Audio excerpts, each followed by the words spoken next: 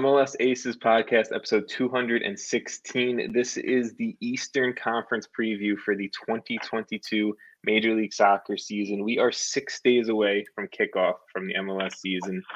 It is a great feeling. It's a great time. I think we can always say that this is one of the better podcast episodes of the year. The MLS Cup preview, the playoff kind of preview stuff. But I am joined with my fellow Eastern Conference team fans. That was the right wording. Sam Nelson up top. Sam, how are you? Hey, I'm great. How are you, Tom? I'm just excited for some MLS soccer at this point, and I know Jason down below, you're getting even more excited as the season is approaching. You know what? You said 6 days. When someone's listening to this, it could be 5, 4, could be 5, could be 3, could be tomorrow. Could be it could be today. Hey, MLS season starts tomorrow, boys. Oh, that's exciting! I can't wait to go to sleep and wake up with soccer. I wish I was that guy in his car right now. Yeah. I wish I was that guy who just pushed all of his MLS podcast content off until the day Friday. Before. Yeah, and he's like, I'm gonna binge it all. I'm gonna get ready, and that kind of guy stresses me out. But whenever you are listening to this, whether it is live with us now, whether it is any day of the week leading into the opening games for the 2022 MLS season, let's get pumped. Let's get excited. It's almost like Christmas Day again. When the MLS season kickoff comes around, having 15 screens up of ESPN Plus and the FS1 game and the 2DNA game and all that stuff, but let's just strictly focus tonight on the Eastern Conference. I'm going to be doing a Western Conference preview with Vaughn Pullman on Wednesday for a live recording, Thursday for a drop on the podcast, and for YouTube as well. So if you're watching this live, the podcast and YouTube is going to drop tomorrow for the Eastern Conference. But first things first, we do have to thank our sponsor, soccer90.com, for making this all, a lot easier, way totally possible for us. So for you listening out there, for you watching, make sure you make soccer90.com the primary source for all of your Major League Soccer, U.S. national team, and international club gear. MLS is back, and Soccer90 has all of the brand new jerseys that you guys have seen all over Twitter and social media, T-shirts from all your favorite teams, and even more available. So gear up and get ready for your club's opening game, or just for your club's 2022 season overall. All MLS Aces listeners will receive 20% off of your purchase when you use promo code MLS Aces at checkout. That's promo code MLSACES at checkout. Again, totally all on soccer90.com, and some exclusions may apply. Thank you to Soccer90 for sponsoring this episode. Boys, really quickly, you guys want to learn more about us, MLSAces.com. You'll find more about us. Let's dive into this. Eastern Conference preview time. This is going to be a longer episode because there are 14 teams in the Eastern Conference. We have a new team joining and one team leaving and hopping over to the West. It's a little bit crazy. So you guys have anything you want to say before we dive on into the East? Let's do it. Let's do it. All right, so I am going to start off. We're going to go in a little bit of a pattern here. Me, Sam, and Jason are going to be covering each team pretty much, I think, for the most part. We're all just going to kind of say how we feel about the teams. If anyone has anything they want to jump in on, go for it at the end. But let's start with the brand new boys to the Eastern Conference, and I guess the brand new boys to just Major League Soccer in general, Charlotte FC. Good thing we don't have Vaughn on this episode, because Vaughn has to, Vaughn still has to keep his relationships with the people over at Charlotte. So I'm going to do damage control, and I am going to cover Charlotte FC. Brand new head coach. Well, everyone's brand new. So I'm going to just also start with that. So I'm going to stop saying brand new and new. Everything is new here. Miguel Angel Ramirez is the manager for Charlotte FC heading into their MLS livelihood, their MLS career. Obviously, 2022 is season 1. So really, I guess everyone is a key arrival, but I think more specifically, I'm going to focus on designated player striker Karol Swiderski, Titi Ortiz, who they have on loan from Liga MX, and their first ever signing, who has been playing over in the Spanish second division, Sergio Ruiz. Some key departures, not too many, really. They lost quote-unquote lost Tristan Blackman and Ishmael Dezori-Shradi to the expansion draft that they selected, then traded them away for kind of allocation money and international roster spots. The biggest loss is probably Riley McGree, who they sold to the English Championship for a shit ton of money. So they made out and got a nice big payday there already, and they haven't even played an actual MLS soccer game yet. But really, when I look at Charlotte FC as a brand new club, I'm trying not to overhype them. I feel like, with the likes of Atlanta United and LAFC, there is this ease to just overhype expansion teams year one, right? Everyone's going to be amazing. You're going to win trophies early on in your MLS livelihood. I'm trying not to do that for Charlotte FC. I think many people did that with Austin last year, and look what happened to Austin. So really what I'm trying to see is that the play on the field is kind of backing the ownership's excitement and how much the ownership has been spending really for the club's first off season. Obviously, they've traded away a lot of assets. They've gained a lot of allocation money, gained a lot of international spots. They've also had some transactions fall through. They've also had some potential targets get into some legal issue and not really work out. They've also had their manager state live on camera saying we're screwed. Not things that maybe are so ideal. Awesome. It's maybe not an ideal situation leading into game bad? one. Yeah, not great. But like I said, there has been a ton of positives too. The Riley McGree sale, I thought, was really cool, really good, already kind of maybe setting that pipeline a little bit into Europe. But the thing that I like is Miguel Angel Ramirez is really going out and getting his guys, right? Titi Ortiz, Alan Franco, Vinicius Melo, all players he's acquired for year one for Charlotte FC, have all played under him in previous managerial roles. I think if you're a Charlotte fan, you have to hope that his guys, that core, is playing now with an MLS veteran core of Harrison Awful, Yordi Reyna, Joseph Mora, Anton Walks, whoever you want to consider there, that can kind of mesh into some type of just competent team year one. Maybe fighting for a 7th spot in the playoffs, really just avoiding the wooden spoon title.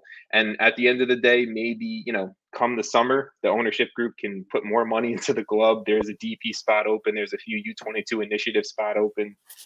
Maybe you can do more and then make a late season push. But I think year one is just kind of don't be at the bottom, maybe fight for the playoffs, and just look like, you know what you're doing setting into year 2 and 3 for your MLS career. That's all I got about Charlotte FC. I'm excited to see what it turns into. I think there is a lot of positives, a lot of question marks, and I don't know. We'll see. Not a ton on the field to really go based off of here. But anything you guys want to say about Charlotte before we dive into Sam, your club? Oh, I'm good on Charlotte. I would just like to say it's always fun to see these the ways these teams enter the league all are pretty different, I would say, for the most part. And I like to see how that sort of plays out. Like you said, obviously there's really no basis for us to go on based on predicting what they're going to end up. But, I mean, at least they seem excited. So, yeah, I know Vaughn's excited, and that's fun. So, yeah, no, 100%. So I guess we'll dive on in, and also just for the listeners, we're not going alphabetically. We broke out the teams pretty much evenly between the three of us, and we're going just in order of me, Sam, Jason. So deal with it as it comes, listeners. Yeah, but you can't just Sam, skip ahead to whoever you want to hear. You got to figure it out. Oh, I know.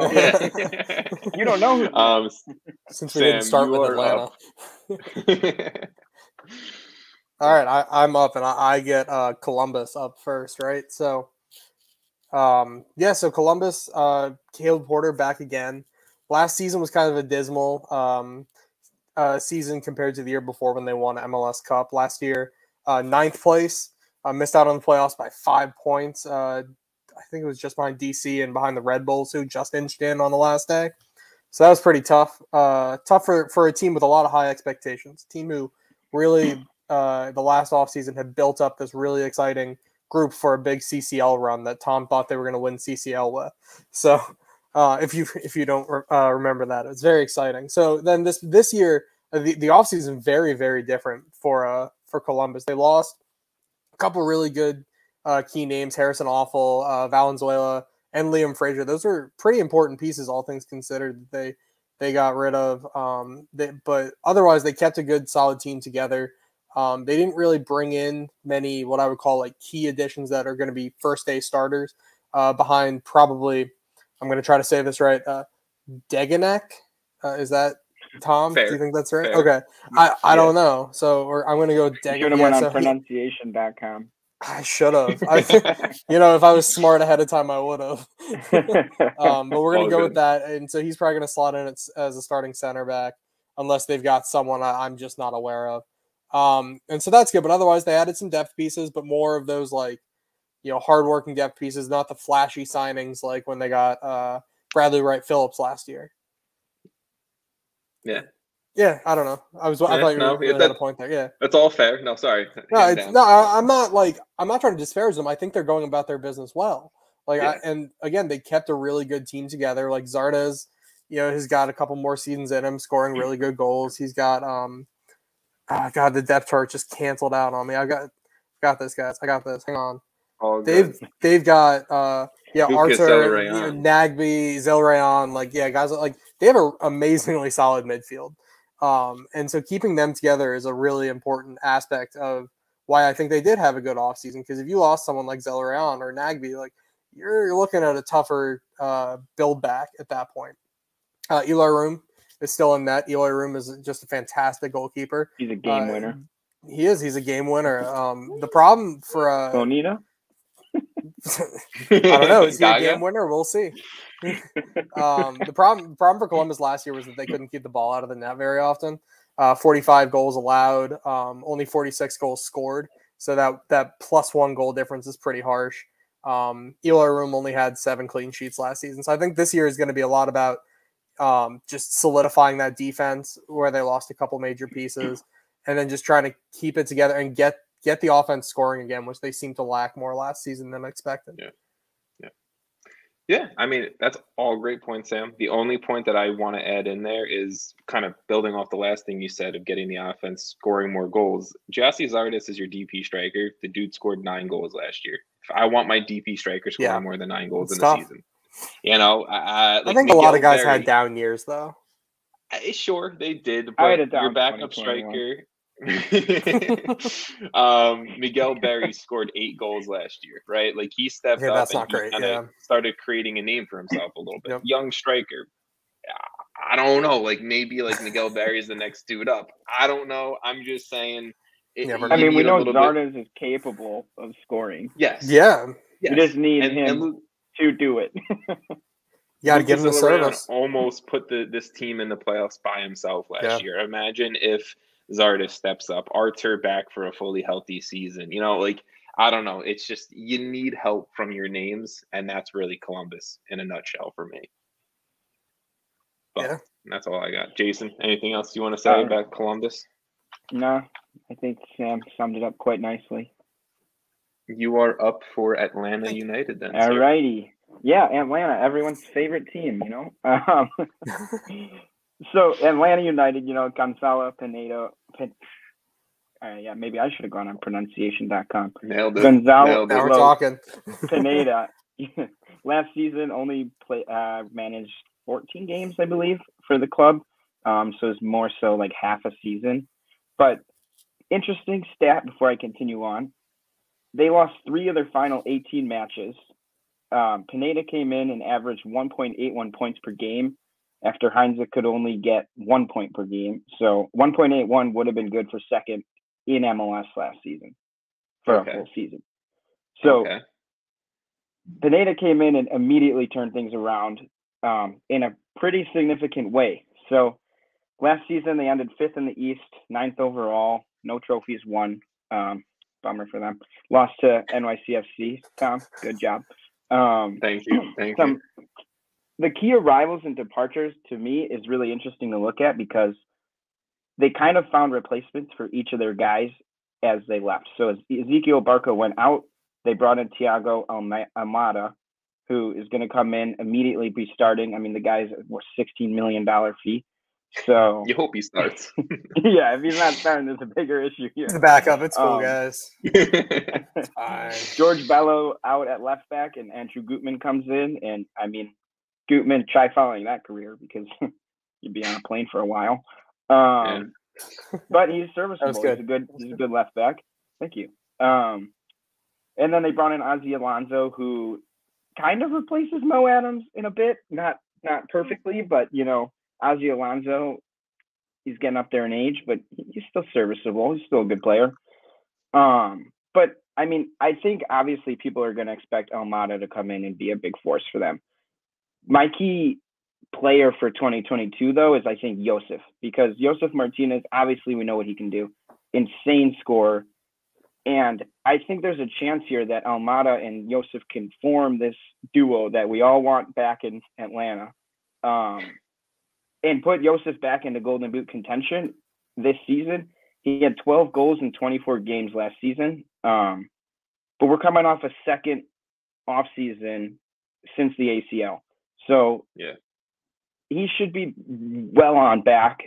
And I expect the team to be much better and that partnership to form. And I mean, the sky's the limit for them if Josef is banging in goals, like 30 goals. I mean, I think that helps any team if you have a player banging in 30 goals. Sam, you have anything you want to say about Atlanta off that? No, I'm really stoked to see what Thiago Almada does this year. I really am. I think I'm going to be really keeping an eye on him. I think they're a really exciting team in terms of just like power. Like if it all clicks quickly, they're going to be a team that's scary. I mean, yes, you've mentioned Josef, you mentioned Almada, Alonso, Gutman, right?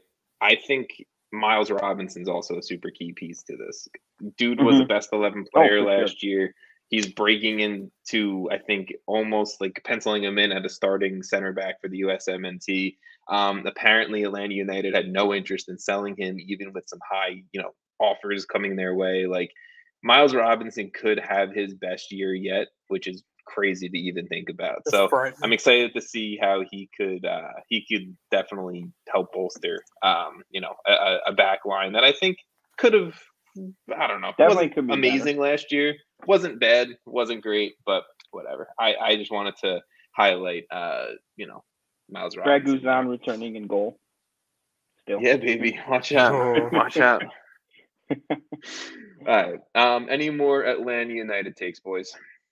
No.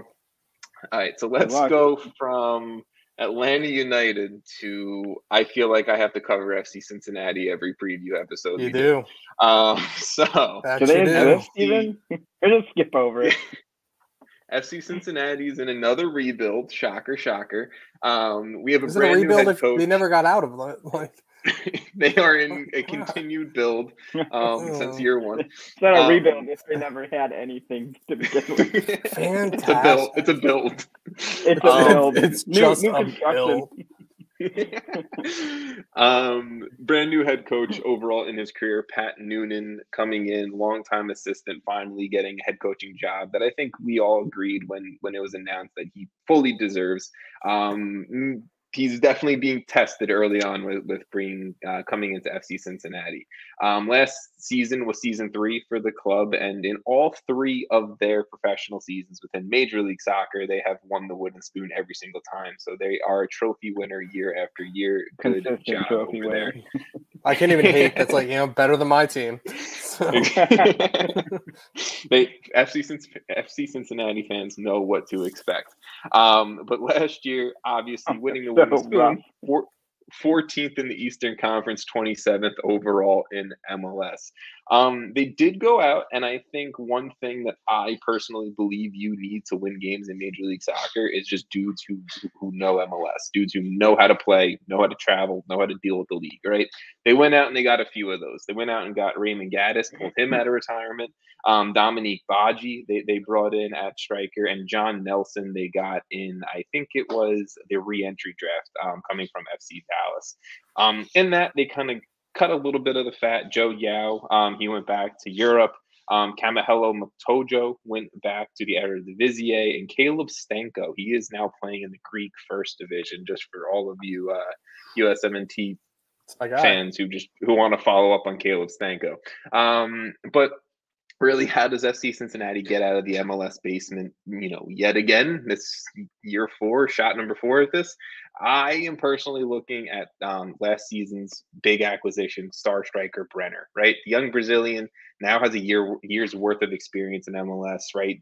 Sometimes year 1 may be really more of a learning experience. Year 2 is where you see that jump from players, especially coming from South America. But year 1, he scored 8 goals. Some of them were PKs, right? I get it. But at the end of the day, I think that could be a nice springboard for him to maybe put up a 10-plus goal season in year 2. But I really think that this young core that they are building needs to help support Brenner, right? I like Alvaro Burrell. I like Isaac Atanga. I like some of the pieces that they have, but can they help bolster what your star striker should be doing, and that's scoring a lot of goals game after game? They have the names we know. Raymond Gaddis, like I said, getting him out of retirement. Lucho Acosta coming back for another year under Cincinnati, being one of their best players, 10 assists last year. Ronald Matarrita, I still like to consider him one of the best left backs in Major League Soccer. It's just really, there's a lot of question marks on who plays in what spots, who is starting in that midfield, who is your center back pairing. Is Kenneth Vermeer going to be your starting goalkeeper the entire season long? Or the guy you got in Alec Khan this offseason, is he going to step in as a goalkeeper? A lot of question marks. Or that guy from Indiana. Yeah, or that guy from Indiana. Come on. Oh, man. I think outside of that, it's really looking at, who can come off the bench and help. Nick Hagland, Alan Cruz, Alvis Powell, Yuya Kubo, Don Baji. Can any of these guys really kind of be a spark off the bench, or be that force off the bench, or added depth piece that really helps FC Cincinnati? And I'm not even talking about playoffs here. I'm talking about finish top 10 in their conference. Like, that's what it is. I'm sorry, Cincinnati fans, but you need a step forward instead of continuing to just stand still year after year. So that's my FC Cincinnati preview. If you guys anything you want to say about Cincinnati, hit it. I think one of their issues is like you said, some of their signings have been pretty exciting. Brenner's awesome, but it seems like they haven't been able to put it together on the field in a way that is cohesive and working together as a team to an extent, right? Because some of their pieces are talented MLS players. Some of the guys they're bringing in are talented, been around the block MLS players. But it's really going to come down to Pat Noonan and how he can implement a system, and if they can follow that. Because if you have a solid team that has a good system in place, I think you can win a couple games. I mean, you're not wooden spoon contention at that point if you have talent and you have a team that works well together. But just putting that with all the turnaround that they have every single year, because they've always been so bad, it's really difficult to do. Sort of like commit and ride it. Yeah. Keeping a head coach year after year is important. Obviously there's a leash there. You want to leave a coach on, but just rotating through coaches year after year is never a good thing. I mean, you can't just like let it. Obviously, if a coach is, winning nothing and you see no hope there, like you're going to let him go. But there needs to be some sort of cohesiveness in that organization or nothing's going to improve. I think totally fair. Cool. Anything else about Cincinnati before, Sam, we dive into your next team? No, well, I'm good. Oh, they have a really sick New Jersey, though. I really like that. Yeah, true. That's a positive. I'll give them that. So was that the NYCFC one? Bro. Oh, so I saw some meme on Instagram that was like, man, this is the nicest jersey to win a wooden spoon with this year. So I respect it. Very good. All right. I did see their jersey. It is nice. I will agree. It's really nice. Yeah. I mean, shoot, good for them. All right, Tom. Yeah, Tom, it's a cool jersey. Okay. It's okay. Just a deflection there. Your team was like, we won the cup, but now we want to make a jersey for a different team. We just have a jersey. Their designers got the wrong team on the list. They're like, oh, FCC. Sam, you're wearing the jersey of your team that you're covering next, DC United. Oh, boys. I always forget. I had to like run back upstairs to put my jersey on so that I could be ready for it. You still can't see it. You're like, oh shit. It's like, oh, check out my shit. 7:55. Heck yeah. All right. So yeah, I'm repping the boys DC for tonight. Yeah, last year was honestly a lot better than I expected. As I was going back through my previews, I think I previewed DC last year to be like second or third to last in the conference. Really didn't know what Ernie Losada was gonna do. Had high hopes as a fan, but as like someone who just kind of watches the game, you just don't know what it's gonna do. That man turned that team around way faster than I thought, from a team that had Ben Olsen as a coach for like 12 years. Really, really a good coach. And I was astounded. I'm really excited to see what he's going to do with a team that's Ben Olsen. don't make jokes. So I'm excited to see what he's going to do. Dude got promoted. It's true. Just remember that. That's a good point. He's getting paid. That's the thing. He's getting paid. Yeah. So, Ben Olsen did a lot of good at some point, but it was time to go. So anyway, Losada's great. Yeah. I'm excited now that he's getting players like the scouting network, the GM. They're starting to get Losada ball players. They're not just picking up, just random people. They're picking guys who they think and who Losada thinks are going to fit his system well. So getting in guys like Michael Estrada for striker is going to be great. Getting guys like Taxi, who's going to be a really nice like number 10 or striker DP over the summer, is going to be awesome too. It's tough to lose guys like Kevin Paredes, who was a homegrown player, but it was time for him to go. He, when Europe calls, you got to take it. Losing Paul Arriola for $2 million, that $2 million man, that was ugly. But like I think I said when we talked about the move, Paul Arriola really didn't fit a position on Losada's team, and so they were trying to play him at right wing back, or they were trying to play him at striker centrally, and Arriola just does better on the wing, and so it kind of just made sense to move him on. Got a bag for it, and so immediately getting Brad Smith to replace Kevin Paredes was a good quick pickup with some GAM. So we'll see kind of what we're looking at for DC this year. The defense is still questionable. There's not a lot of depth of defense. Heinz Ike, they signed permanently this offseason, but he was injured for over half of last season, so you kind of hope he turns out better and that he doesn't re-injure himself. Having Donovan Pines on the bench is pretty much your only option. Is it? Or Donovan Pines starting if you're Tom right now. You're just changing the depth chart on me mid talking.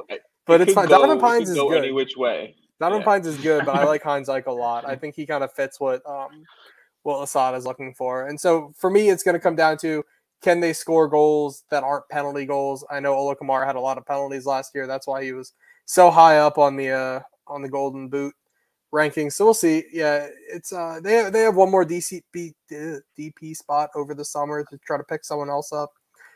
With Taxi coming in to be the second DP. Bill Hamid in net, always good to have Bill Hamid in net, no matter what happens. Always the US the fourth goalkeeper, Bill Hamid. That's my guy. So I don't know if you guys have any takes. I think DC will be on par this year. Yeah, I think they got better. I'm not going to say they got a ton better, but they definitely got better. I think the only other player that I really want to just give a quick spotlight to is Julian Gressel. Playing I think he's a very Hernan Losada ball player, right? Yeah. Like, I think he's very much like, he may not exactly be a right winger anymore, like he kind of was for Atlanta. There is no, I guess he is playing a right midfield spot at the end of the day. Yes, it's a right wing back, a right midfield, whatever the hell you want to call it. But the dude knows how to swing a ball in. I think he has one of the prettier balls placed into a box in Major League Soccer. 13 assists last year. I think he can continue to do that and maybe do that even better, especially when Taxi comes to Estrada. Ola Kamara is still on the team, right? I'm excited to see Julian Gressel just continue to be an absolute baller and one of the best players in Major League Soccer. Again, that's just my only player I wanted to give a little extra love to. I agree. Julian Gressel is great. One more thing. I do want to say, it does kind of feel like we've had about 2.5 years, it might be 3 years now, of Edinson Flores kind of as the DC number 10.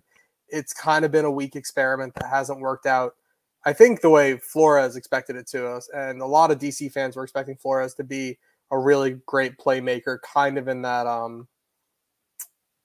I don't know, whoever we had a number 10 for a while that was good. That plays for Cincinnati, whose name escapes me.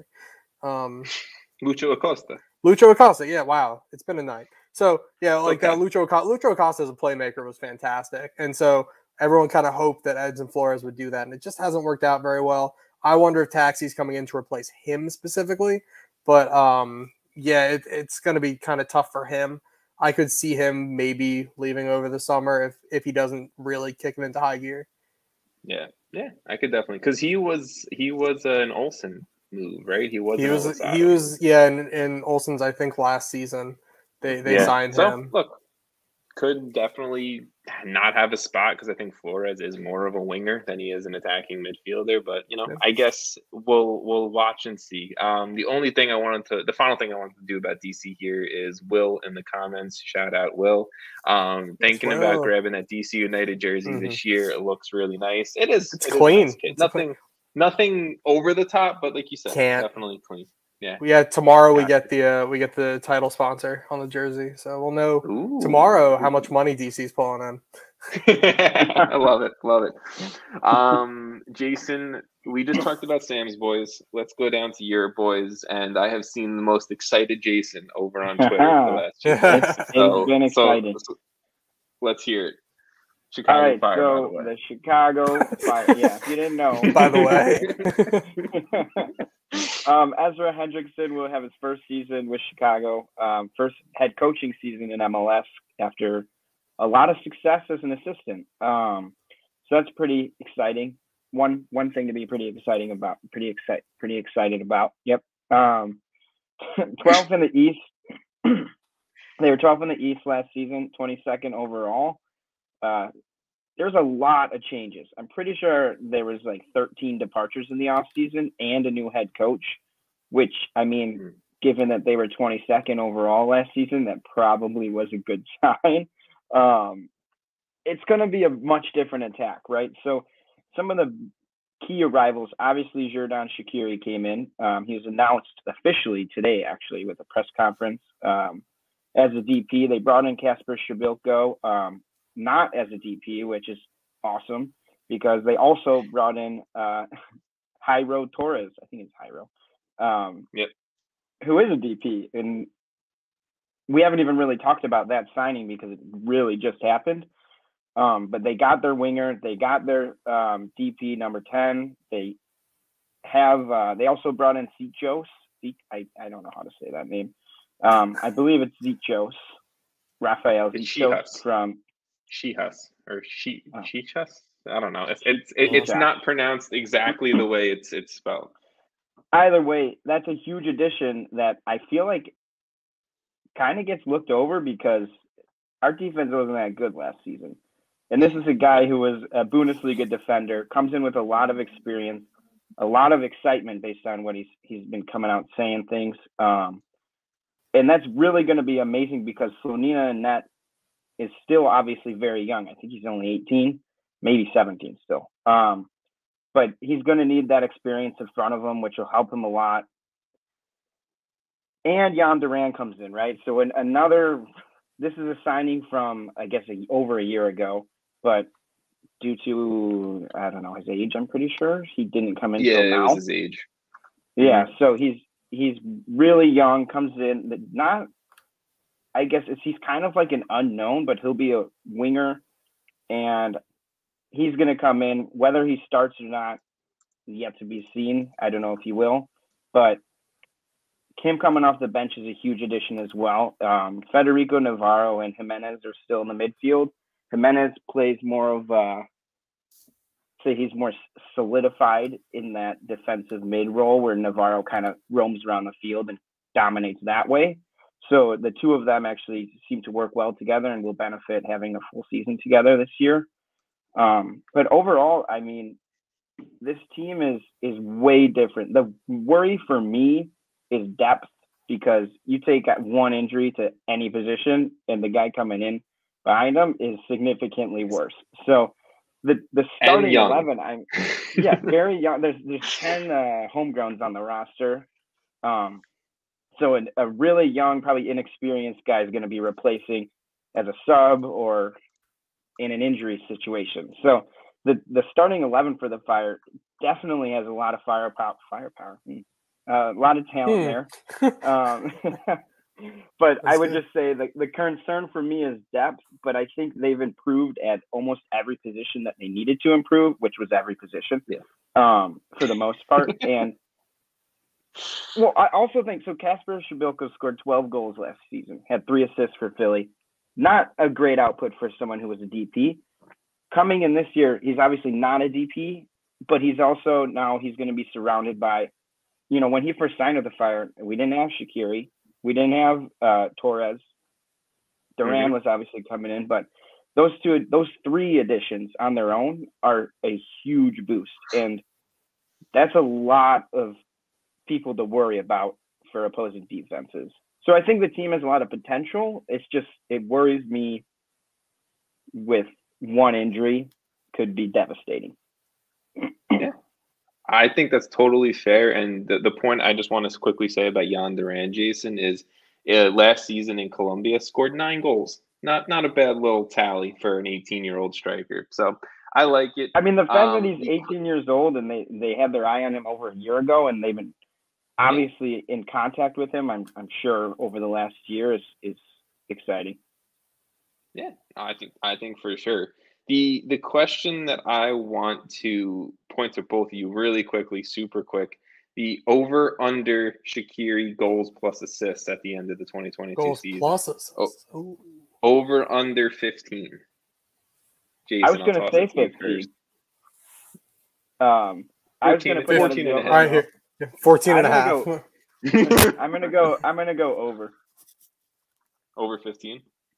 A, because I just want to be optimistic about my team, and B, I really do think with Torres and Duran, if he starts or Ivanov starts or Shabilko, every time I read Kasper's last name, I never want your to eyes say cross, Shabilko. right? Like, yeah, it hurts. But I think that is a really bolstered attack, and I mean, there's some bad defenses in the Eastern Conference. There's some good defenses too, but yeah, I would say some bad ones for sure. I think definitely bad him ones. playing number 10 as well is going to make it a lot easier for assists, I think. Okay. Hopefully, Shabilko's finishing off more chances than Beric. Yeah, I mean, hard. totally fair. It's easily possible. Sam, over under 15. I just want to quickly get your take on that. Over under 14 and a half, I say over. Okay. I have a lot of I think so I think Shabilko's like a really competent, good striker. Like clearly, he's good. I think he's a really good striker, and he was fantastic on Philly. And I think a guy like Shaqiri giving him service, that kind of partnership is going to be really great. And I think Shaqiri's going to put away a number. And he's got 2 mad young wingers. Yeah, I think over 15 or over 14 and a half is fair. There's like rumors of Daniel Royer coming also. I like it. He's needed a spot to actually play winger. I also saw a rumor of the Venezuelan MVP winger. Okay. I don't know. Okay. So maybe they're not done. Exciting times could be coming to Chicago. It could happen. Obviously, might see more exciting Jason. It'd be nice to see happy Jason. Yeah, happy Jason would be fun. Hey, I've been there for Wooden Spoons. That's true. I've watched some Wooden Spoons. You have. Let's step away from Chicago. Let's go to a much warmer spot, South Beach, for Inter Miami. We are heading into year 3 for the club, year 2 for Phil Neville as manager. Obviously, Miami definitely hasn't lived up to the hype that the David. They're still trying to figure out the rules. Yeah, they're still trying to figure out how many DPs you can have on a roster. To be fair, so are other teams just the wrong way. True. They only get one, right? Yeah. Or Colorado, we get 0. But we'll touch on the DP situation in a second. Some key arrivals for Inter Miami coming into the 2022 season. Obviously, I think the biggest one is USMNT right back DeAndre Yedlin coming back to Major League Soccer.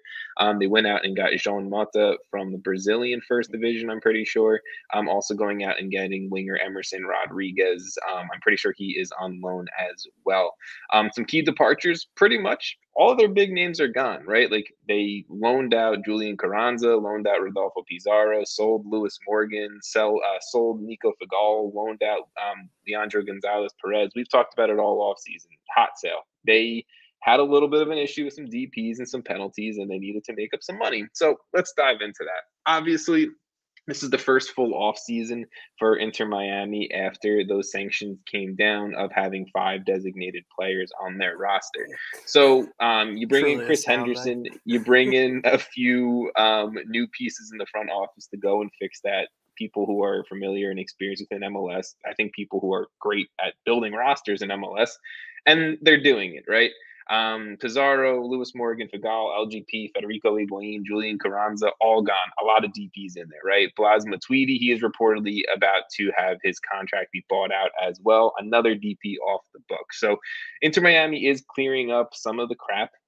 Whether you're talking about the money, whether you're talking about the play on the field, whether you're talking about people who just want to come to the club to chill in Miami, right? The crap is getting cleared up by Chris Henderson and company. I think when you're looking at the players who are still there, Gonzalo Higuain is obviously still there. 12 goals, 9 assists last year as your DP striker. Not bad. I just think you really got to kind of, again, build around that big name. I think Gonzalo Higuain is fine for MLS terms. The attack really isn't the issue for me. I really feel like Robbie Robinson's kind of coming into his own a little bit. Like I said, you bring in Emerson Rodriguez, a winger on loan. Leandro Campagna, you bring him on loan from Wolves as well, right? So you've answered the questions about the attack. The midfield piece is Gregory at D-mid. I like him a lot. Jean Mata looks like someone who could be compatible in Major League Soccer. You add Mo Adams and Bryce Duke, guys who I think have a positive representation of themselves for their MLS action, their MLS play. The back line is really the issue. DeAndre Yedlin is not going to fix all your defensive issues. I love Yedlin, but he's just not going to do that for you.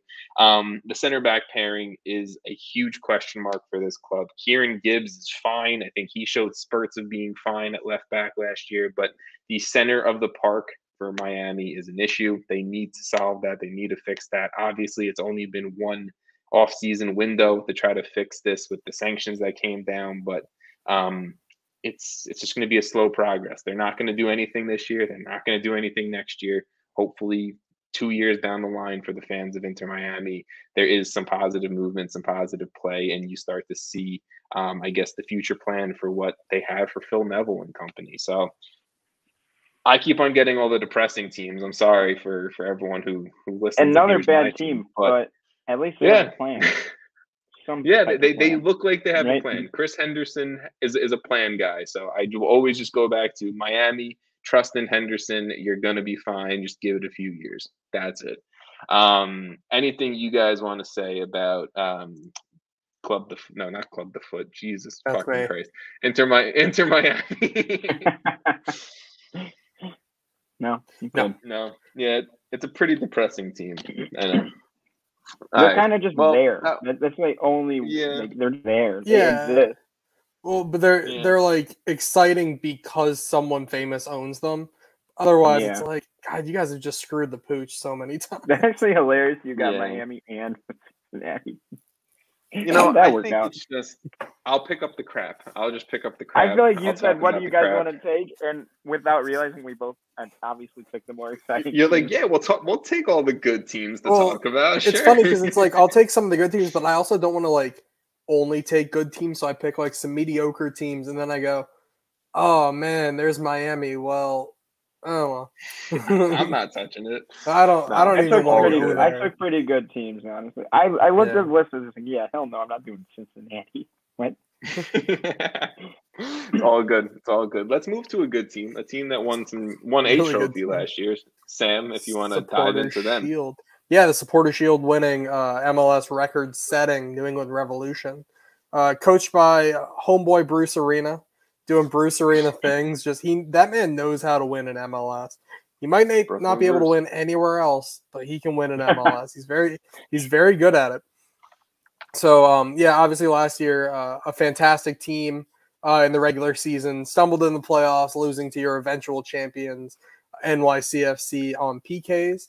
So it was a really good game. It's honestly kind of surprising that Matt Turner didn't win on penalties, but Sean Johnson, man, two games in a row too. Sean John, that's it. Dude's good. He's a beast. So a couple really major losses this offseason. Tejan Buchanan obviously went for like $7.5 million to Club Bruges. That was a really big loss. He was fantastic last season. So, but good for him. Good for him for growing. Teal Bunbury, I've always been a fan of since I was like a kid watching MLS. That kid, I feel like he's always been there. Like 2010, 2011, Teal Bunbury's been on that team. I wasn't a kid in 2010, but like I was just starting to get into soccer majorly. So Teal Bunbury leaving is like, that's pretty surprising to me. I don't know why I forgot about the addition of Sebastian Lletget, but it was probably because it was like as soon as like MLS offseason started, Lletget moved. Yeah, and it was like, oh yeah, that's right. They solved their problem really fast. Like Lletget moving is a great move. Like, wow. So that's really great for the Revs. You're gonna have Lletget out on one of the wings, I'm assuming, and that's gonna be great for them. You have overall an amazing offense that can score a lot of goals, and a defense that's pretty solid. Like bringing Lletget, bringing Josie again. Like that's just a good backup to have. That's just a Bruce Arena guy. Omar Gonzalez, Bruce Arena guy. Like Bruce you kind of see this. But like again, Bruce, it's one thing when you do it with the national team. It's another thing when you just kind of know that they can sit on the bench and dominate a team if they really want to. So these are like aging guys that you don't want on the U.S. men's national team. But yeah, I'd take them on my MLS roster. That's fine. They're going to do a job. They've been around. So and they know how Bruce likes to play. So that's fine. So yeah, Omar, Josie, and Sebastian were kind of the major additions. The big thing for me is going to be, like, because I'm not worried about how they score goals. I'm really not even worried about how they defend until July. Once Matt Turner leaves, I think the floodgates are about to open because who are the backups? Brad Knighton and Earl Edwards Jr. Like that's tough. Like that, and it's a big set of gloves to fill. So it's going to be hard. And so I'm not really sure what's going to happen. I don't know if they're going to try to spend money to bring someone else in to replace him. But that's going to be kind of the big thing for me is once Matt Turner leaves, what's going to happen. Because I think like, Hill, Gustavo Bo, like Buxa, like those guys are going to be just fine doing what they're doing. It's just going to be a matter of what's happening at the back. Yeah, I mean the one rumor, it wasn't even a rumor. I'm not even going to start that. Some guy tweeted once. It was Matt Doyle. Oh, he said that he thought that the Revs, once Turner leaves in the summer, why not go get Dane St. Clair from Minnesota? He's going to obviously ride the bench behind Tyler Miller. Wow, Tyler Miller. Why not go get DSC? Go get him. I kind of like that actually. Yeah, it could work. That'd be pretty good. I think that was a pretty good coverage of the Revs there, Sam. I think. Yeah, thank you. No, it's a great team still. Yeah, my goodness, a lot of talent. But the Revs are one of the few teams that, like, how many times have they gotten to MLS Cup final? Like 4. They've never won. Like the Revs kind of shit the bed when like it's all on them. Like, and that's just a franchise thing. That's not like a team mentality. It's just how it kind of goes. So eventually, one day, they're going to get it off their back, and it's going to be impressive. And Bruce Arena is building a good team to do that. It's just a matter of if it happens this year. I don't know. Yeah. Okay. Jason, do you want to dive into your next team? Yeah, let's go over to Orlando. Pretty far south. It's a very far trip. Very far south. We got Oscar Pereja coming back. This would be his third I forgot season. he was managing. Yeah, and the guy is a good manager, right? He's just a good manager. You really don't have to say much more. Trophies won in 2021? Oh, no, none. They were 6th in the East, 10th overall. Hey, it wasn't a mean thing. They just didn't win anything. He's just like looking at the stats going, fuck you. To be quite honest with this team, I think they might have lost the most production of any MLS team in an offseason. They lost maybe 50 goals. Close to it. How many? 50. I think I have 50 Did they score goals. 50 goals last season? Holy crap. Maybe not. Maybe I'm Anyway, they lost 300 goals. I believe it. Jason said it on a podcast. I believe it. Yeah, I say a lot on the podcast. Doesn't mean it's...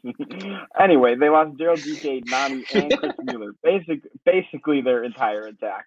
Obviously, Pato was out with an injury last season. Tom doesn't think he exists. But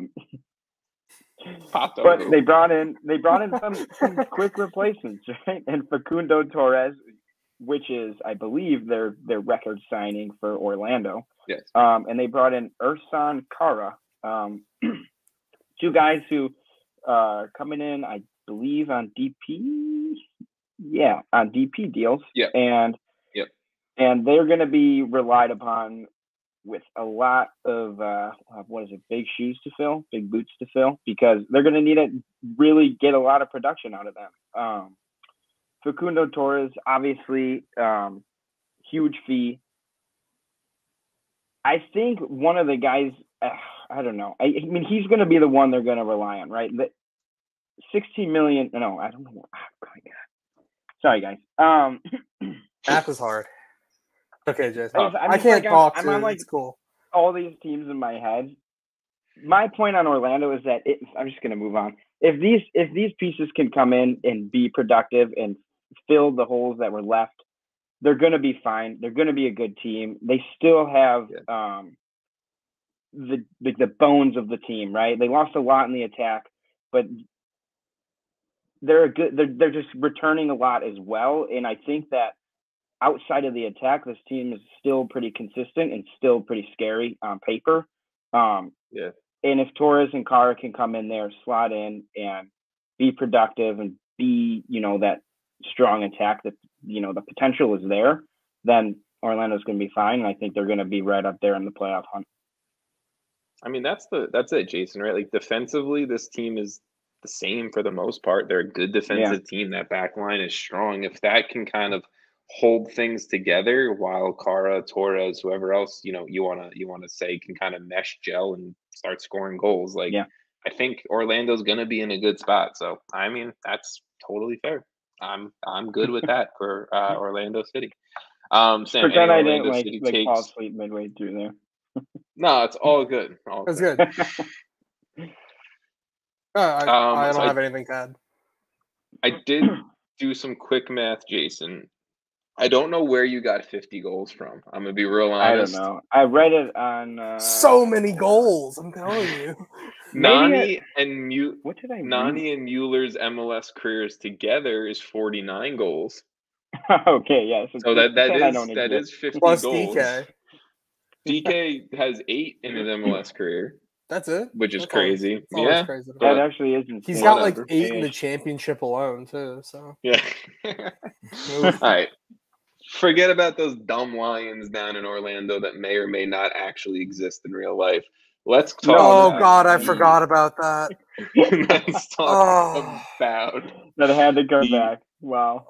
The MLS Cup champions, NYCFC.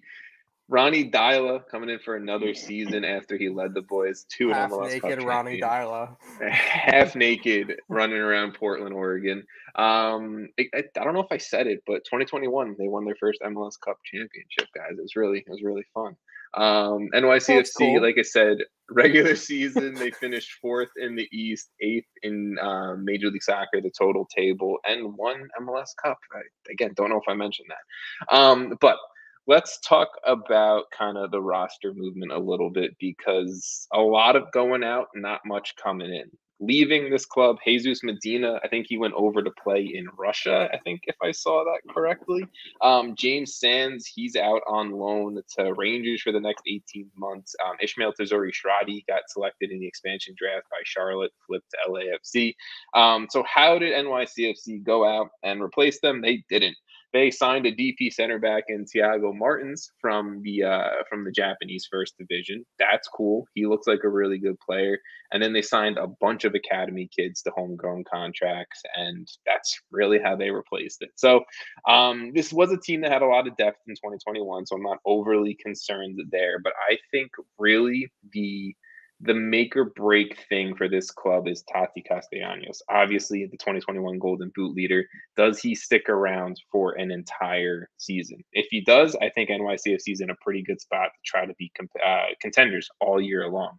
But if they do somehow sell him before the season starts down to South America, if they do turn around and sell him over the summer to many reports of many different leagues across Europe, is there enough firepower behind Tati for this team to go out and score goals? Can A Bear kind of come back after, what seems like 2 years of him dealing with some knee issues and everything like that? This team is young. They've lost a lot of talent. Like I said, James Sands being another key piece to that. But can these young players really take NYCFC into the next step forward to being a consistent contender year after year? It's going to fall a lot on Talas Magno as the DP who kind of stepped up for us in the playoffs last year. Santi Rodriguez, Nicolas Acevedo. It's going to be a lot of these guys who may not be household names right now, who could end up being household names by year end because they are extremely, extremely talented. But NYCFC has a little bit of the CCL curse. It seems like will probably be coming. It hits every single team. I don't think they're going to be fighting for the number one spot in the East, but we'll get to those predictions at the end. But that is NYCFC. Really good team, really young. Can they kind of fight back and see if they can win trophies in back-to-back seasons? That's really where I'm at with my boys. Anything you guys want to say about the Citizens, the Pigeons, the NYCFC? You got your happy times. Let us have some. To be fair, you guys won a title your first year in the league, so. Yeah, but I was 4. Yeah. 3 or something. That's true. Sam will always use that point against you. He'll always be just to remind you, yeah, you were there. You always say, did we sell our soul for that? Yeah, I guess I don't know. We have 4, and it wasn't even that good. It's been 23 years. I know. It's been a while for me too, Jason. To be fair, so who am I to judge? It's been forever for me, guys. Hey, remember that title you won when you were 5 years old? Did you even like soccer when you were 5? All right, Sam. Let's dive into our first Canadian team of the preview. Club Foot de Montreal, the cat butthole logo. Okay. That's what you guys always called it last year. I still love the logo. I think it's a great start to your preview. But again, they're kind of and the jersey's clean as hell. This is the best jersey is fire. Jersey. Do we have a lot of Canadian listeners? Because they're kind of like the cat butthole team right now too. No, definitely not Montreal. Definitely not Montreal. I'm just, I can tell you that. Well, no, but I don't know. So Montreal was in and out of the bubble for the playoffs last year. They were teetering between 7th and 11th for most of the year, and it was very, very annoying as a DC fan to have to watch them go up and down because I needed them to lose games. But they were, and that's good for consistency for them. It was Wilfred Nancy's first year, I believe, in charge, and that's a pretty solid, first season considering the team that you kind of had the year before when Henri kind of was there and then wasn't there, and it was really difficult. So you want him to go home. Oh yeah, he had to go back to his family in France. Isn't that what we said or something? Now he's on TV every weekend. I don't get it. It must be nice. But so yeah, no, he had a good first season. I really like Wilfred Nancy a lot too. They've got this nice 3-man back line that's got a little bit of experience. But my big exciting point is Alistair Johnson, who again I forgot transferred in the offseason because every week we've got 50 things to talk about. And it was the same week that Leggett moved. So Alistair Johnston, who is a Canadian international, so he's going back to his home country, which is also just really fun. He's going to have to kind of control the entire right side by himself, which will, I think, be a bit of a challenge to him. I mean, I guess he does it for the Canadian men's national team, but he did not do that in Nashville. He always had a right winger ahead of him to kind of give him cover. So that'll be a bit of a challenge right up front for him because he's going to be one of those playmakers on the wing, I think. And then Jordy Mihailovic, apparently had 16 assists last year. I had no idea. That's incredible. Like, imagine if you kept him in Chicago, Jason. No, but he was like what 1.2 million in GAM or something. Like, it was a massive GAM signing, like, and it paid off well. We did get a lot of money for that. We did get a lot of money for that. So, yeah, I thought overall, like, didn't want to they made. Well, yeah. Did you want to lose more? No. Like, so. Oh my god. Let's go to Montreal. I won't lose in Montreal. Hey, they won a Canadian championship. You didn't mention that, Sam. Oh, that's true. You're right. They won a trophy year one. That's exciting. That is actually a big deal. Said, did you win a trophy? Yeah. Yes. Yes, they did. How exciting. I forgot about that. You're right. Thank you, Tom. Yeah. Meanwhile, we've got, more of an aging midfield. I kind of didn't realize how old Petit, right? Or Pettit? I don't know. Piet. I didn't realize that he's literally the same age as me because I thought he was so much older. And you've got Victor Wanyama, who I think is like 33. And Wanyama, oh my god. Wanyama's a beast, but love that dude. I can't believe he's still like playing. So that you're gonna have a tough time. Your defensive midfielders starting to, one of your defensive midfielders is starting to get up there. The other one's young and spry. I'm just saying, same age. So I don't know. I'm really kind of in and out on how Montreal is going to do this year. I think they kind of replaced guys they needed to replace. Brought in, I think Alistair Johnson was like pretty much the best signing they could have had. Romel Kyoto needs to score goals this year.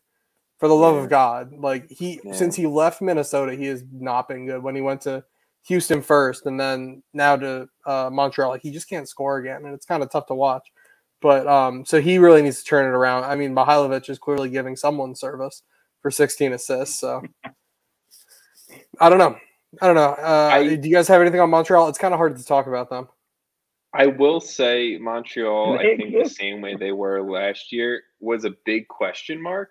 Really young team, 10 homegrowns. They have all three of their U22 initiative player dudes rostered, whatever. Yeah. Like, they have one DP. Mason Toy is still pretty young. Like, you have other dudes who are still like in their early 20s, like closer to their mid 20s now. Like, this is a really young team, and I don't know what to make of them because it's really like, can these young players step up? If they do, then Montreal might be really good. If they don't, and they just kind of play as young players learning and growing, then they're going to be average. Like, that's just really what it is. The only player that I want to mention that they signed is Kai Kamara is back in MLS, baby. 37-year-old Kai Kamara. He scores more goals than Kyoto this year. I'm already believing it. Love it. Book it now. Book it. But yeah, that's the only thing that I wanted to mention is young team, inconsistent could be, but hopefully Kai Kamara is like a second coach. That's what I'm feeling.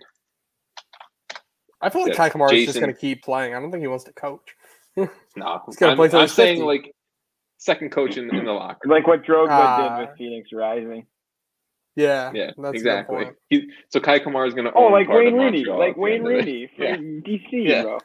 Best coach in MLS, Wayne Rooney. Just like that. He was an amazing coach. I'll tell you what. Jason, that's the reason Darby's so good. Let's touch on the next Canadian club in our preview here. Yeah, so Toronto FC. Bob Bradley coming in as the head coach for the first season. And that's really the story of their offseason. Bob Bradley reuniting with his son, Michael. It's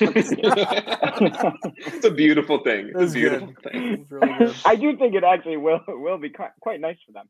But they were 13th in the East last year, nice. 26 overall. Really not a great season for Toronto. But you know what? Throw it away because this new season is something to look at. I don't know. They bring in Carlos Salcedo to pair with Mavinga on the back line. Guy had, I think, 85 caps with Tigres, so he's been around. The guy knows what he's doing. Good player. He's a DP. He's coming in as a DP. There's other DP, Alejandro Pozuelo, is back again, right? Amazing player. But I think the real story here is what could happen, what will happen in the summer, right? Because Insigne's coming in. a huge signing. If you're hearing it now for the first time, I don't know where what? Who? And that's an incredible coup. They lost Jefferson Soteldo. I always want to say Soteldo. I don't know why. Marky Delgado. I always want to say his name wrong. It just like it feels, I don't know. And then Richie Larea. Yeah. But I think that, I mean, the story for them, in my opinion, is stay alive, stay competitive till Insigne comes, right? Because this team isn't bad, right? And you have Bob Bradley as a coach who's proven, right? He's up there with Bruce Arena, like I'm trying to say. He knows what he's doing. He coaches good teams, and for some reason, he always gets good players. But for some reason, it's like he has a reputation or something. Yeah, like some crazy reputation. Like that matters. Anyway, I mean, going from Chris Armas and the chaos that he gave that team to Bob Bradley would help literally any team so significantly, right? Because Chris Armas and all how poorly that went, that's why they had such a poor season. Ayo Akinola is returning as well. He'll be probably their starting striker if he can remain healthy, which is a big if. Hopefully he can. If he leaves in the summer, which, I mean, we kind of discussed that previous pods, he might not. I mean, they brought in Jesus Jimenez as a replacement probably for that reason. Mm-hmm. And if Akinola stays, well, you got a good backup now. So either way, I think they're pretty smart to make that move. Akinola, I mean, I think we all like him. I think he has a lot of potential. Hopefully he can stay on the field and live up to that because he has had some injury history.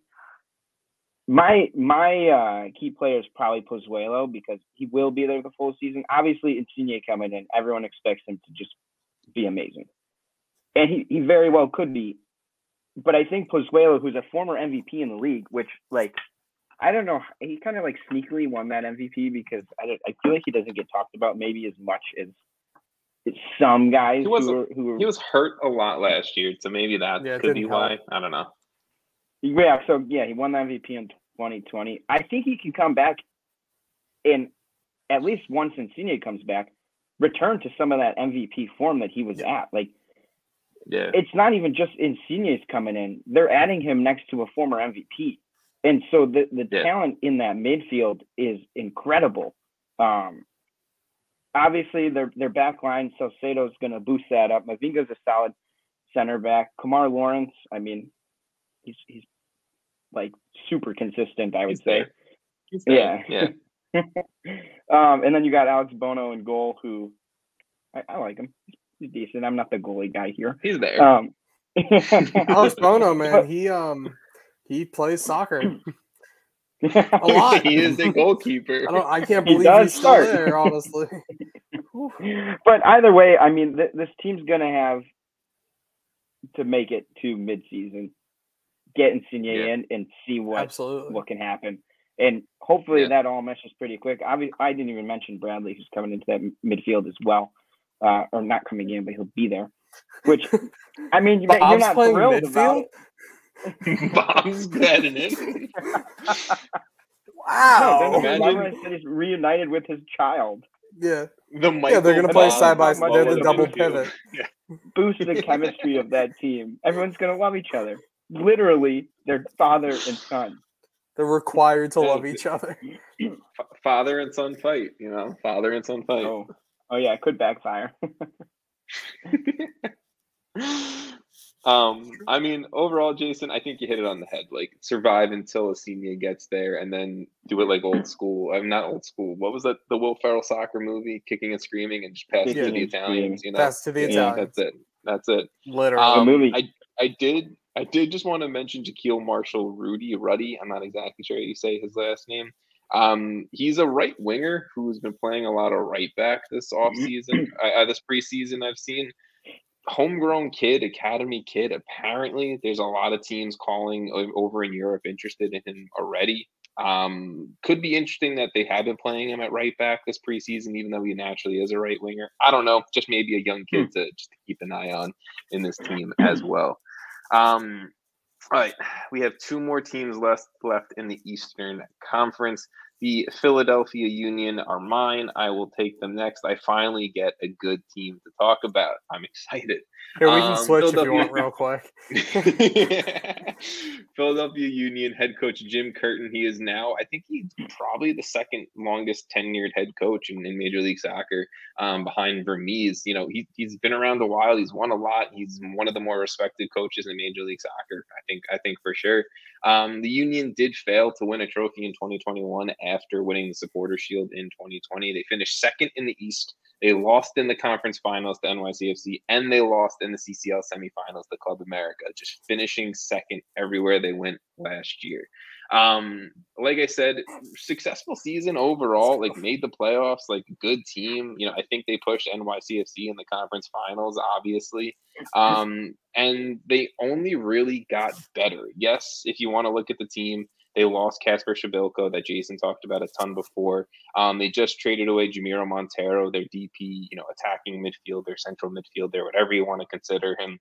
And I mean, there wasn't really a third large loss. I wrote down Ilsinho just because he is the love, I think, of every MLS fan, especially when you saw him sub in for 15 minutes and score 15 goals in every minute. It's crazy. But when you talk about the Philadelphia Union offseason, they added 2 DP strikers, and I think that's just that's just fun, right? Like, it's like play money. It's like fantasy football. Like, you just want to add big names at big positions, and that's what the Philadelphia Union did.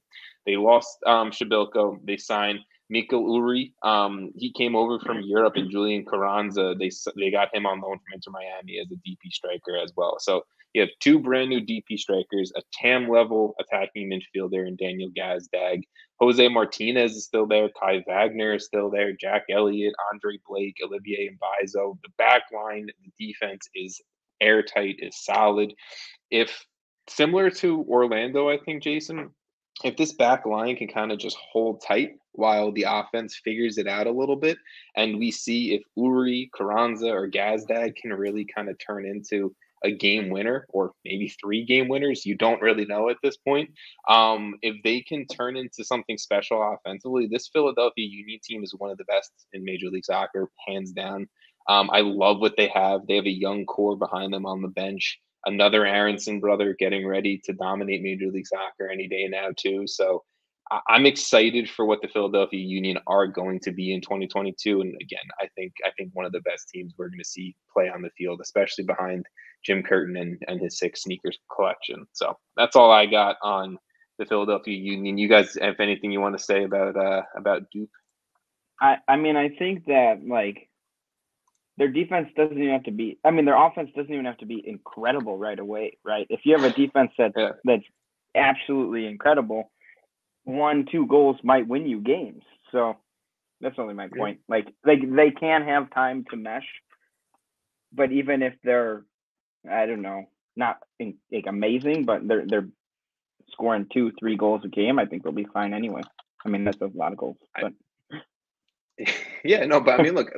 At the end of the day, Uri, the DP striker that they brought in this offseason, like, he was just the Super League. And so what is that?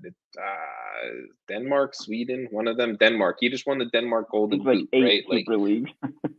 He's coming off of obviously his best career season. You add that in, like, I don't know. I just think this team is primed for another fantastic year. And I don't know. That's just where I'm at with the Philadelphia Union right now. Sam, let's finish things up. Last team in the East, the maybe the worst team, I think. No, just kidding. They're not the worst team, but in my brain, they are. New York Red Bulls. Yeah, as someone else whose team is rivals with the Red Bulls, I'm happy to be taking care of this one for us, guys. So the Red Bulls, last year 7th in the East, snuck in on decision day just to lose to Philly in the first round of the playoffs. I mean, my team could have done that. Like, it's fine. Come on. No, it's my cool. Team lost whatever. In the playoffs. Yeah, like, I could have done that easy. Whatever. Red Bulls. I know there's a lot of Red Bulls fans listening, so I need to try to, like, make this good. And yeah, I don't know. I'm going to do my best. Major losses, Kyle Duncan, Sean Davis, Andrew Goodman. Like, those are kind of tough to lose. Fabio, your second top goal scorer. Like, that's these are pretty key guys last season. It's well, maybe not Goodman, but that's a key depth piece that you're losing to go to Atlanta, right? That's where Andrew Goodman went. Yeah, that's hard. He was on loan at the Red Bulls last year. That's what it was. That's right. Yeah. Thank you. So either way, that's tough. And guys like Duncan and Sean Davis especially, those are guys who have been there, who could really do a job.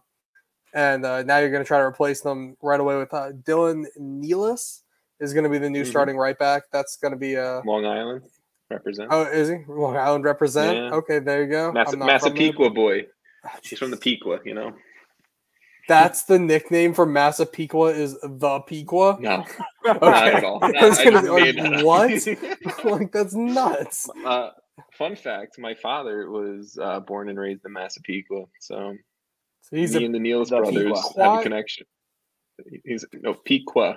Pequa, but if you're from there, are you a Pequot? No. Pequot. I don't know. I'm just asking. There's a pizza place. That's cool though. All right, so you guys have something in common. For any listener out there, if you're ever in Massapequa, go to All American Burger Drive-In, best burger you're ever gonna have, and thank me later. That's all I have to say.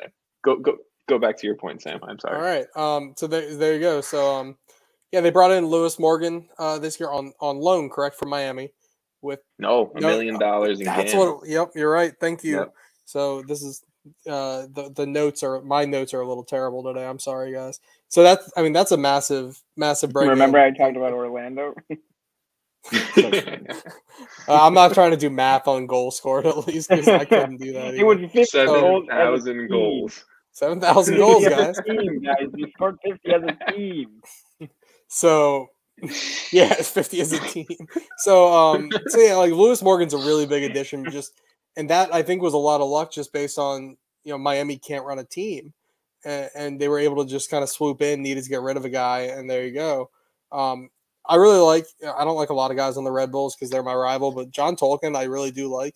And if you get that South Park reference, John Tolkien, you'll appreciate that one later. He had a lot of what was it? 31 key passes last year, and 27 tackles. That's a pretty good record for a left back. So that's a big deal. I'm going to not go to Carlos Cornell yet. Caden Clark is back after they just spent a lot of money in allocation just to let him on the team on loan this year. Caden Clark, sophomore season in the league, gonna, I assume, be a good one. And then hopefully he'll be good enough to go to Leipzig and then stay there next year. So this is a very important season for Caden Clark. So I'm sure he's going to be trying very hard. That could go one of two ways. But they did fully sign Carlos Coronel from Salzburg. So that's a really big deal. So 13 clean sheets last year, was the MLS Aces goalkeeper of the year. But I feel like that had a lot to do with all the Red Bull people who were voting. But no, he did. He had a really good season last year, and it's very smart of them to bring him back. The Red Bulls couldn't score a lot. 39 goals scored, 33 goals allowed. I don't have all the other key metrics in front of me, but I don't know. It felt to me like when I did watch the Red Bulls play that there wasn't a lot going forward, and they were just kind of depending on their back line to hold the line and then see if they could get something done. I feel like guys like Morgan and Lekinas, that's the best that's going to do. Oh, that was good. Proud of that. That's hard. That's a hard one from Legia Warsaw. I think he's coming in as that center attacking midfielder in this system who's going to need to do damage. That's kind of going to be the goal. So I don't have a whole lot more on the Red Bulls if you guys have anything extra. No, that's it. Aaron Long's back. That's big. Sorry, I completely skipped over that point. I completely forgot about him. No matter who you like, I wrote, we're all rooting for a healthy season for Aaron Long this year. Full year, healthy Aaron Long is all we want. Get him in the World Cup roster. Absolutely. Okay. No, I think we're pretty good right now. That's every single team in the Eastern Conference for the listeners, for the watchers out there. Again, Western Conference preview is going to come later on the week. Myself and Vaughn, we're going to cover the West. But quickly, guys, we're closing in on an hour 20. Let's go through our 14-1 on this season and see if we're right at the end of the year. When I go Jason, back I wrote them and down. this thing up. I wrote mine down too. Yeah. I won't forget this time. A random Can you read team. it? I have Post them. it. Post There you it. go. There's I wrote them 14 all teams, down and right? I crossed them out as they went while I changed it. All right. That's Just the to make sure I didn't let's- forget any teams. Let's move quickly. Not super fast, but let's move a little quickly through this. Let's all go through our 14. Jason, I'll start with you. I'll call out your names and we'll go through it. So 14, Jason. Cincinnati. There you go. That's where I have them too. Poor guy. Sorry to hop on that one, but I have it too. Sam. Yeah, 14, Cincinnati. Okay. There you That's go. a clean sweep. Everyone picked. Yeah. Yep. Yep. Thank you, Jason. Vaughn also selected Cincinnati, so that is a clean sweep for the Aces of them finishing dead last. Let's talk about 13. Sam, you are up. Miami. Ooh, okay. Sam, Jason, I have Miami as well. Wow, I have zero. You put that faith in the in wrong them. line. You put that in DC's line. Oh God. Okay, this is a lot of pressure right now. I have Charlotte FC coming in as the 13th team for me. I'm trying not to overhype the new teams coming in. I had them like 6th. I have them third. I'm just kidding. They're first. I don't get it. What happened? Jason, your 12th team, sir. I have Charlotte. You have Charlotte coming in at 12. Sam, your 12th team? Damn it, Jason. I also have Charlotte. Me and Wow, you Sam guys actually do this compared It's in the every year. notes, man. It's in my notes. I I called swear. them before the podcast. Yeah, we were just planning this out so that we could be twins. I have Miami in 12th, and I forgot to say Vaughn's. I'm sorry, Vaughn. Vaughn has Miami in 13th with you guys, and in 12th he has the Chicago Fire. Jason, that's a shot at you directly, I think. I think he's mad at me. Sorry, Vaughn. Let's talk about 11. Sam, who do you have in 11th? Montreal. Oh my God. Oh no, Jason, you have him in 11 I too. have Montreal. Sorry to say this, boys, as well, but I have Club de Foot finishing 11th as To well. the listeners, we don't know what other people picked. Yeah, this is all a guess. True. But I'm trying to match Jason. So Doing a damn good job. Charlotte. 1/3 of the way. Here we are, 1/3. Vaughn picked Charlotte to finish 11th, so that's how Vaughn's feeling about Charlotte FC year 1. I think that's fine. Jason, I'm gonna go to you. Sam. Sorry, I'm gonna go to you. 10th. 10. Chicago. Ooh, okay. No. Just to kind of add to friendship that, ended with Sam. I had them a lot Chicago higher, in and then I've just been 10th as well. concerned. So, No, Jason, once you started talking about their depth today, I went, "Oh yeah, that is a problem." Yeah. Because at one point I had them Sam, closer to the talk about playoff line. Don't- You talked about their depth. I pretend I didn't. Sam, you and I have Chicago finishing 10th. Jason, who do you have 10th? I have Red Bulls. Wow, that's a drop. It's only Okay. like 3 places from last year. One has They're really Montreal dropped. They're finishing not that 10th. good, man. They're not that good. Okay. Jason, who do you have finishing at 9th? I have DC. Well, Friendship just to kind ended. of Like piggyback off that real quick, I have DC 9th as well. friendship ended with both of you. Sam got him Who first. do you have finishing 9th? The Red Bulls. You have the Red Bulls finishing in 9th. Just for listeners' sake, Vaughn had the Red Bulls finishing 9th as well. And just to kind of jump off that, I have the Red Bulls finishing 8th. So Sam, who do you have finishing 8th? Columbus. Columbus finishing 8th. Jason, who do you have finishing 8th? Chicago. Just missing out on the playoffs. I respect that. I had to put it as close as I could. Vaughn picked DC to finish 8th for listeners' sake. Sam, who do you have? Jason, I apologize. Who do you have finishing 7th, just making the playoffs? Wait, I think you messed mine up. Yeah. I have Yeah, Columbus it's fine. finishing. Yeah. Nope, I what I did. It's fine. Yep, there you go. Who did I have? No 7. Great. 9th, I had DC. Wait. Thanks, No, man. you didn't. Oh, Shut up. oh, you finished. You messed up everyone. Oh my god. We'll fix it after. It's all good. 7. Sam, who do you have 7? Confused. 7th, TFC. Okay, you have TFC 7th. Awesome. Although I could assume they're higher if they had like a really good start, but I just don't know. Gotcha. I mean, I can understand that. 7. I have Columbus finishing 7th as well. I'm with Jason there. And just for Vaughn's sake, Vaughn had Columbus finishing 7th as well. Sam, who do you have finishing 6th? I don't care what any of y'all say. DC is going to make the playoffs this year. Okay. 6th place for DC. You know what? I Minnesota. will be happy for you. Thank you. Jason, who do you have finishing 6th? I have, 6? Yeah. TFC. Okay, you and me are just following on the last 3 picks. We both have like TFC finishing 6th. Vaughn has Atlanta United finishing 6th. That was a little shocking one for me coming from Vaughn. That is shocking. Let's talk Southern about anger right there.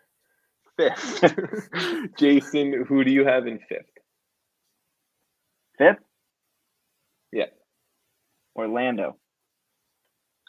I have Orlando 5th as well. God damn it. Too. Okay, Sam. Okay. Me too. Clean sweep again. You know where the Disney Lions are. All of the MLS Aces boys, including Vaughn. They named after an animal that doesn't even exist in Florida. Oh my God, Jason. Have Orlando 5th in the East. Sam, who do you have in 4th? Atlanta. Okay. Jason, who do you have in 4th? NYCFC. Wow, that hurt. That hurt a lot. Wow. You're off the podcast next week. I had Atlanta United.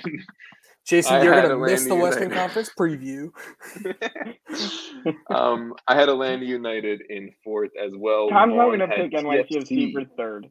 He's going to pick them for 3rd, and it's 1 spot difference. Yep. Vaughn had TFC in 4th. Jason, you are correct. I have CFC. Oh, what a finishing surprise! 3rd. Wow, I can't believe Jason put him 4th, one spot away. You had him 3rd as well, Sam. I And did. so did Vaughn, finishing 3rd in the East. Jason, who did you have 2nd?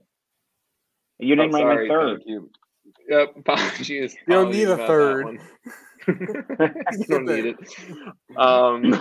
This one's going to be intense. I'll go back to you. 2nd. Philly. Ooh, Philly. Okay. Sam? Crap, because now I'm thinking about it like, if Matt Turner leaves. Ooh. They're going to buy someone, bro. I know, so I'm going to pick Philly to go 2nd. They're not idiots. They're not going to just throw that away. Robert Kraft isn't that smart. I fucked it up. You guys both have Philly What a finishing surprise. 2nd. Christ. Vaughn and I both have New England finishing 2nd. That means Vaughn and I have Philly finishing 1st, and you guys both have New England finishing 1st. That is correct. Hopefully. I got it. That's correct. That sheet is correct. Boys, is it?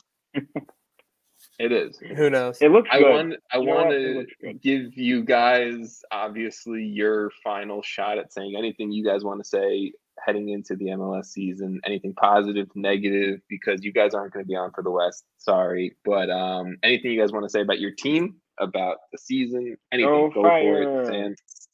I was going to let Sam go first, but that's fine. No, I'm good. Jason's good. Jason, do you have anything else?